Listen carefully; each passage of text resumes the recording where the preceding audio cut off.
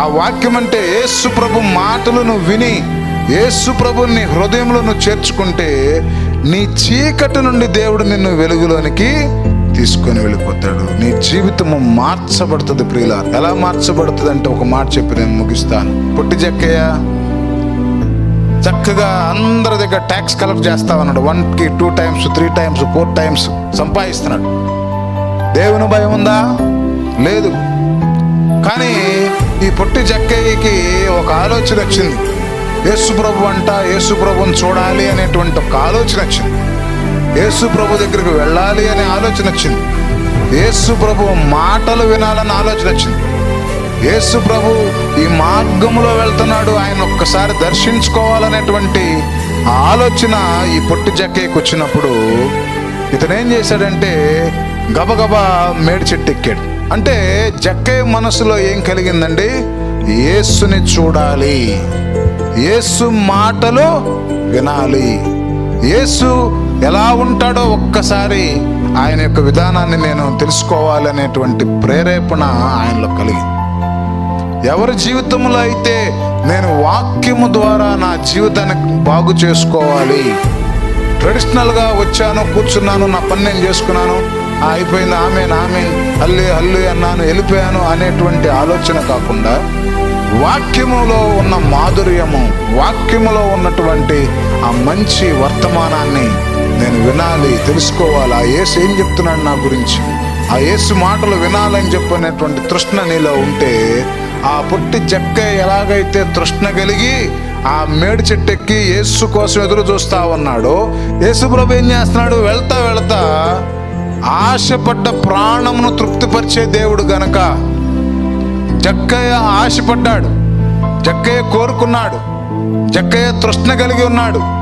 నీటి వాగుల కొరకు దుప్పి ఆశపడినట్లుగా దేవా నీ మాటల కొరకు, నీ రాకడ కొరకు, నీ యొక్క వర్తమానము కొరకు నేను ఆశపడి ఉన్నాను. నిన్ను చూడాలి, నేను దర్శించాలి, నీతో మాట్లాడాలి, నీ విషయాలు తెలుసుకోవాలని ఆశతో నేను ఉన్నానని చెప్పని ఆయన ఆశపడినప్పుడు ఆ మార్గములో వెళ్తున్న యేసు ఏం చేశాడంటే కరెక్ట్గా ఆ స్పాట్కి వచ్చి జక్కయ్య నువ్వు చెట్టు దిగిరా, నేడు నీ ఇంటికి రక్షణ వచ్చిందన్నాడు. హల్లెలూయా.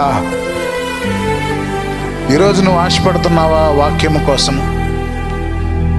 ఈరోజు ఆదివారం పూట నేను వెళ్ళి వాక్యం వినాలి, బైబిల్లో మాటలు వినాలి, ఈ మాటలు నా హృదయం మీద ముద్రించబడాలి, ఈ మాటలు నా జీవితంలో దేవుడు గొప్పగా నా యొక్క కార్యాలు దేవుడు నా పట్ల చేయాలి అని చెప్పనే ఆశ నీలో గనక ఉంటే ఈరోజే దేవుడు నీ ఇంటికి వచ్చి హృదయం అనే తలుపు దగ్గర రోజు తలుపు కొడుతున్న దేవుడికి ఆ తలుపు కొట్టేటువంటి సౌండ్ నీకు వినపడి నువ్వు తలుపు తీస్తావు. ఏమంటున్నాడండి? హృదయం అనే తలుపు దగ్గర చేరి నేను తలుపు తడుతూ ఉన్నాను అంటున్నాడు దేవుడు. ఎవరన్నా స్వరమిని వారు తలుపు తీస్తారా, వారిలోనికి నేను ప్రవేశిస్తాను. దేవుడు ప్రవేశించి ఏం చేస్తానంటున్నాడు? వారిని ఆశీర్వదిస్తానని చెప్పాను. ఈ జక్కయ్యకి అంటున్నాడు, ఒకే మాట అంటున్నాడు. జక్కయ్య ఆశ కలిగి ఉన్నాడు, తృష్ణ కలిగి ఉన్నాడు, ఆకలి కలిగి ఉన్నాడు, ప్రభువును చూడాలనుకుంటున్నాడు, ప్రభు మాట వినాలనుకుంటున్నాడు. ఆ జక్కయ్య దగ్గరికి అక్కడికి వచ్చి జక్కయ్య నువ్వు కిందకి దిగిరా, నేడు నీ ఇంటికి రక్షణ వచ్చింది.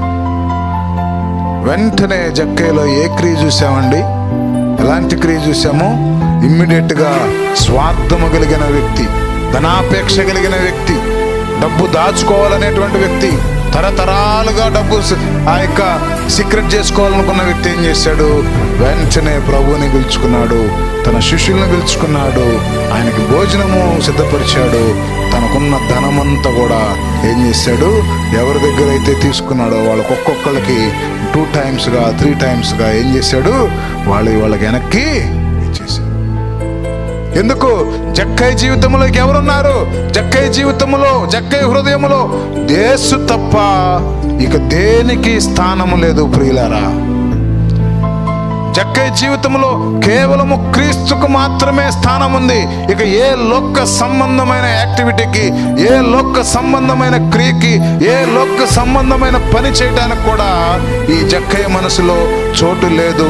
ఉన్నది కూడా లోక సంబంధమైన పనులు చేయడానికి దాచుకున్నది, సమకూర్చుకున్నది, ప్లాన్ చేసుకున్నది, తరతరాలుగా కూర్చొని తినాలనుకున్నది కూడా మొత్తం ఏం చేశాడు, మొత్తం వైపు తీసేసి అందరికీ 2 times 3 times ఏం చేసేసాడు, ఎవరికి వాళ్ళకి ఇచ్చేసేసి క్రీస్తుని హృదయంలో ధరించుకున్నాడు.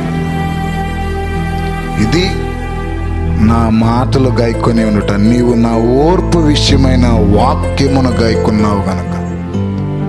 యేసు ప్రభువును నమ్ముకోవటం అంటే ఇది. ఇలా నమ్ముకున్న వారి జీవితంలో, ఇలా క్రీస్తుని అంగీకరించిన వారి జీవితంలో దేవుని యొక్క ఆశీర్వాదాలు చూశారే కానీ శాపమును, పాపమును ఎన్నడూ వారు అనుభవించరు.